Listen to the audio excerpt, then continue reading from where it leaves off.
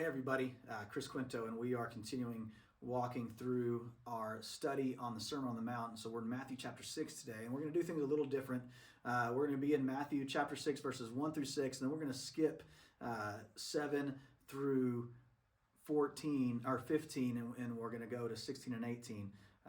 Jesus here in his Sermon on the Mount talks about some things that are connected. In the middle of them, he sticks the Lord's Prayer, and so we're going to cover that next time. And so we're gonna pass over that. We're going to get to it, but not this week. So we're going to look at Matthew 6, 1 through 6, and then verses 16 through 18, because those are kind of connected in what Jesus is talking about. And so we're going to go over those verses, skip the Lord's Prayer. We'll cover that next time. But here we are, Matthew 6, verse 1. Jesus says, "Beware of practicing your righteousness before other people in order to be seen by them, for then you will have no reward from your Father who is in heaven. Thus, when you give to the needy, sound no trumpet before you, as the hypocrites do in the synagogues and in the streets, that they may be praised by others. Truly, I say to you, they have received their reward. But when you give to the needy, do not let your left hand know what your right hand is doing, so that your giving may be in secret. And your Father, who sees in secret, will reward you. And when you pray, you must not pray like the hypocrites, for they love to stand and pray in the synagogues and at the street corners, that they may be seen by others. But truly I say to you, they have received their reward. But when you pray, go into your room and shut the door and pray to your Father who is in secret.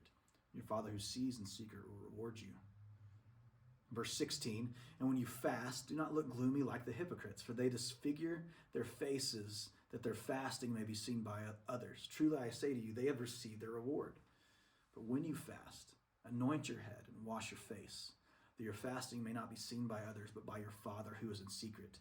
And your Father who sees in secret will reward you."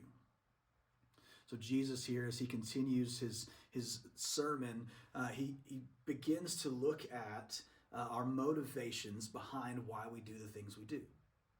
Right? The Jews that Jesus is speaking to would not say, "Hey, don't give to the needy." They would say giving to the needy is important. They would not say don't pray. They would say praying is important. They wouldn't even say don't fast. They would probably say fasting is important. But the problem that Jesus here is addressing, more than giving, more than praying, and more than fasting, is why are you doing it? It's the motivation behind it. It's the heart behind those things. Because what was happening was people would go and they would say, "I'm going to give so much money, and I'm going to go and I'm going to give to those around me, and I'm going to make a big show of it." Right? You're going to have people following along, and I'm going to put on my best outfit, and I'm going to get a camera and get people to start filming me so they can see that I'm giving money to these people who are in need. Or they would say, "Hey, I'm going to pray, and I've gotten really, really good. I've rehearsed a lot of praying, and I've learned how to pray, and so I'm going to stand up in front of everybody, and I'm going to make sure everybody around me, I'm going to quiet the room, and I'm going to say my prayer real loud, and I'm going to say big theological words so that everybody knows how smart I am, and then I'm going to fast. And when I fast, I'm going to make sure that people know I'm fasting. I'm going to make sure that everybody around me sees that, man, this is a struggle. I'm not eating any food, and I'm spending time with the Lord, and it's hard for me. And so I'm going to make sure that when people see me fasting, they're going to know how holy I am. They're going to know that I'm so much better than they are." Right? And that's what Jesus is addressing, is this attitude and this heart behind these things. Because like I said, nobody who Jesus was teaching at this moment would say that giving or praying or fasting were bad things. In fact, they would probably say, yeah, we need to do more of that. But why? Because here's what Jesus wants us to understand. If you're going to give to people, do it to honor and glorify God.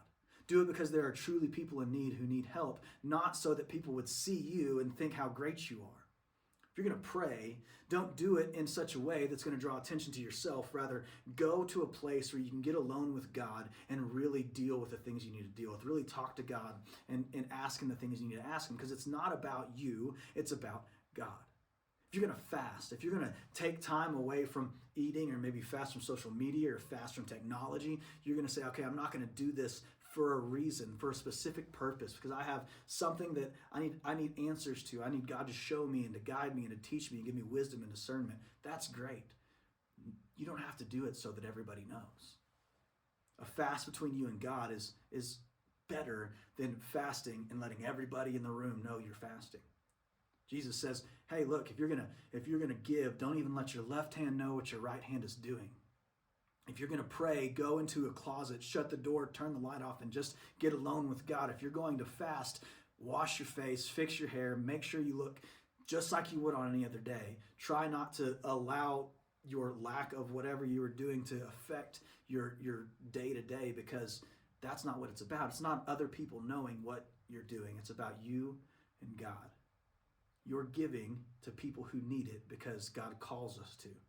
Because it's what's right to do, not because people will then think you're better than everybody else. When you pray, you're communicating with your Heavenly Father, not so that other people will know how righteous and holy and all the big theological words you know, but instead so you can communicate and commune with and abide in the Father.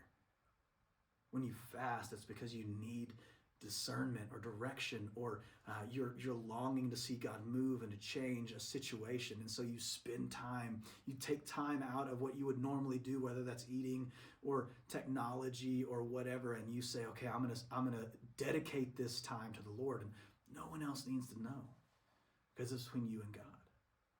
So what Jesus is saying here, once again, as this thread that's woven throughout the Sermon on the Mount, is it's about your heart.